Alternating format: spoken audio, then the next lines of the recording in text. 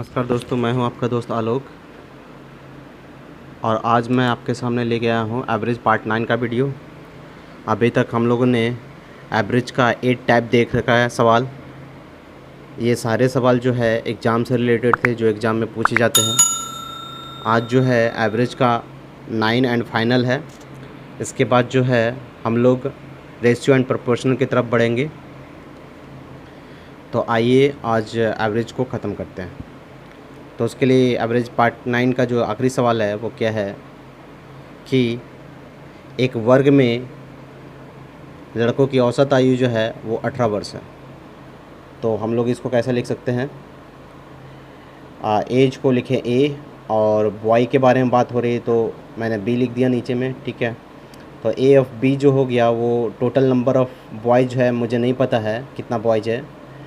तो किसी क्लासरूम में जितना भी नंबर ऑफ़ लड़का मान लिया n है और उसका जो एवरेज है वो कितना है 18 है। तो मैं यहाँ से टोटल नंबर ऑफ़ बॉयज़ निकाल सकता हूँ। उनके एज का जो ऐड होगा वो कितना होगा 18 n होगा। इसके बाद जो है उसी वर्ग में लड़कियों का जो औसत है वो कितना है। तो लड़की के लिए मैं जी ले लेता हूँ, लड़की के लिए एवरेज ही रहेगा, एज ही रहेगा। और यहाँ पे जो है गर्ल्स के लिए जी ले लेता हूँ डिवाइडेड बाई n। और टोटल जो दिया हुआ है एवरेज वो कितना दिया हुआ है 12 दिया हुआ है। तो मैं यहाँ से निकाल सकता हूँ गर्ल्स का जो एज का समेशन होगा वो कितना होगा, वो होगा 12n। तो इस तरह जो है मैंने एज ऑफ बॉय निकाल दिया, एज ऑफ गर्ल्स भी निकाल दिया है कितना होगा। इसके बाद बोला जा रहा है यदि उस वर्ग के लड़के और लड़कियों का संख्या का अनुपात कितना है 3:2 है। यानी कि n का वैल्यू जो है यहाँ पे बॉय का n का वैल्यू दिया हुआ है तो मैं वहाँ से रख सकता हूँ, इसको मैं कितना रख सकता हूँ 3x। तो ये हो जाएगा 18 × 3x। और n का यहाँ पे गर्ल्स के बारे में पहले बॉयज़ का था, यहाँ पे लड़के हैं तो इसलिए लड़के के लिए 3x, फिर उसके बाद लड़कियाँ हैं तो लड़कियाँ के लिए कितना हो जाएगा 2x। तो यहाँ पे मैं कितना लिख सकता हूँ 12 × 2x। तो मेरे पास आ गया कितना, मेरे पास आ गया 54x और यहाँ पे 24x। तो ये बोल रहा है यदि उस वर्ग में लड़के और लड़कियों का संख्या का अनुपात इतना है तो वर्ग की औसत आयु निकालिए। यानी क्लासरूम में कितना होगा, तो क्लासरूम में लड़का और लड़की दोनों होगा। तो मैं टोटल कर दूँ तो टोटल मेरे पास कितना हो जाएगा 54x लड़का प्लस लड़की 24x। और इन दोनों को जो नंबर है वो 3x और 2x है। तो 3x 2x मिला करके कितना हो जाएगा 5x हो जाएगा, 5x हो जाएगा। मैं इसको ऐड करूँ तो 78x आएगा और इधर आ गया 5x। तो इसको काटेंगे तो 1, बाकी यहाँ पे हो जाएगा कितना 15 और 6, ठीक है। तो मेरे पास आंसर क्या हो गया 15.6 ईयर होगा। अगले सवाल पे चलते हैं। 3 दोस्तों की औसत आयु 23 साल है, ठीक है। तो 23 साल है 3 दोस्त का, तो मुझे नहीं पता, मैं 3 दोस्त को ले लेता हूँ x1 x2 और x3, ठीक है। ये 3 दोस्त का औसत आयु जो है वो कितना दिया हुआ है 23। इसी को मैं सॉल्व करके लिख सकता हूँ x1 + x2 + x3 = कितना हो जाएगा 69। मेरे पास जो हो जाएगा वो कितना हो जाएगा 69। इसके बाद मैं क्या लिख सकता हूँ, अगर चौथे दोस्त को जोड़ा जाए, ठीक है, यहाँ पे उम्र जोड़ा जाए के बारे में बोल रहा है, तो उनकी औसत आयु जो है एक ही रहता है, ठीक है। तो औसत में कोई चेंज नहीं आता है तो मैं यहाँ पे ऐड कर ही लेता हूँ। पहले से था x1 x2 x3, यहाँ पे ऐड कर रहा हूँ x4, तो डिवाइडेड बाई 4 और एवरेज अभी भी कितना है 23 ही। तो मेरे पास x1 + x2 + x3 + x4 = कितना हो जाएगा, तो ये हो जाएगा 12 और 92, ठीक है। तो यहाँ पे x1 से लेके x3 का जो जोड़ निकाल चुके हैं वो कितना आया 69 आया है। तो 69 मैं लिख देता हूँ और यहाँ पे x4 हो जाएगा 92। तो x4 का वैल्यू कितना हो जाएगा 92 - 69, जो कि कितना घटाने के बाद आएगा 23। तो आंसर कितना हो जाएगा 23। चौथे दोस्त की उम्र पूछ रही थी तो आंसर कितना हो जाएगा 23। नेक्स्ट सवाल पे चलते हैं।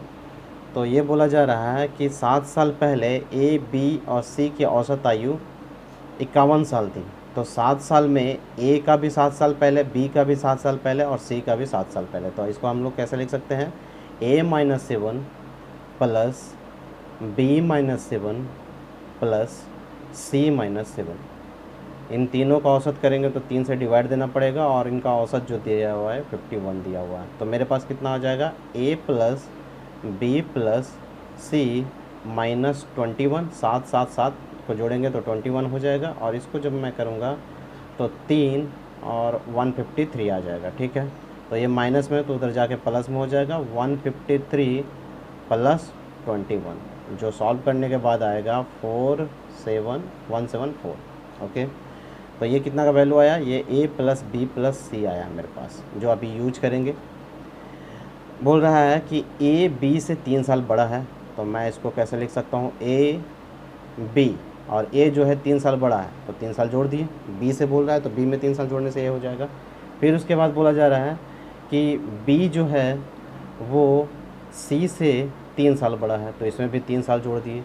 तो इस तरह जो है मेरा दोनों आ गया। अब मुझे क्या करना होगा, यहाँ पे किसी के टर्म में लिखना पड़ेगा। तो b के टर्म में अगर लिखें तो यहाँ पे b के टर्म में c प्लस है लेकिन a के टर्म में नहीं है। तो यहाँ पे मैं b बराबर निकाल लूँ तो यहाँ पे कितना हो जाएगा, a-3। ये प्लस में था, इधर करेंगे तो माइनस में हो जाएगा। तो b इक्वल टू कितना आ गया, a-3। अब जो है हम लोग इक्वेशन में यूज करें कौन सा, ये वाला इक्वेशन में। ये वैल्यू हम लोग सबका रख रहे हैं। तो a का वैल्यू हाँ, तो थोड़ा सा गड़बड़ हो गया। हम लोग जो है b का वैल्यू निकाल लिए और a के टर्म में निकाले। तो ऐसे नहीं निकाल करके हम लोग क्या करें, इसको a के टर्म ही रहने दें, a equal to B plus 3, और यहाँ से c का वैल्यू जो है b के टर्म में निकाल लें। तो c का वैल्यू जो हो जाएगा वो b-3 हो जाएगा। ठीक है, अब जो है हम लोग इसका इस्तेमाल कर सकते हैं। a का वैल्यू जो है वो देखिए b+3 है, तो a के जगह हम लोग क्या रखेंगे, b+3, और b को b ही रहने दें। और यहाँ से c का वैल्यू निकाल चुके हैं b-3। तो मेरे पास कितना सब मिला करके कितना दिया हुआ है 174। तो यहाँ पे ऐड करेंगे तो 3 से 3 कैंसिल हो गया और ये हो गया b 3b, 3b को आपस में जोड़े 3b 174। तो इसको 3 से क्या करना पड़ेगा, डिवाइड देना पड़ेगा। तो 5 टाइम में और कितना बार में कटेगा, 8 टाइम में। ओके, तो मेरे पास जो है b इक्वल टू कितना आ गया 58।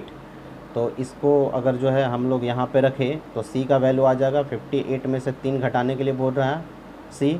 तो घटाएंगे तो कितना हो जाएगा, मेरे पास हो जाएगा 58 घटाने के बाद 55। c का वैल्यू 55 आ गया और यहाँ पे 3 ऐड कर देंगे तो a का वैल्यू हो जाएगा। तो 3 ऐड करेंगे 58 में तो कितना हो जाएगा 61। तो मेरे पास आंसर क्या होगा 61, 58 एंड 55, जो कि आंसर मेरा कौन सा है, a है। तो आंसर हो जाएगा 61, 58 एंड 55।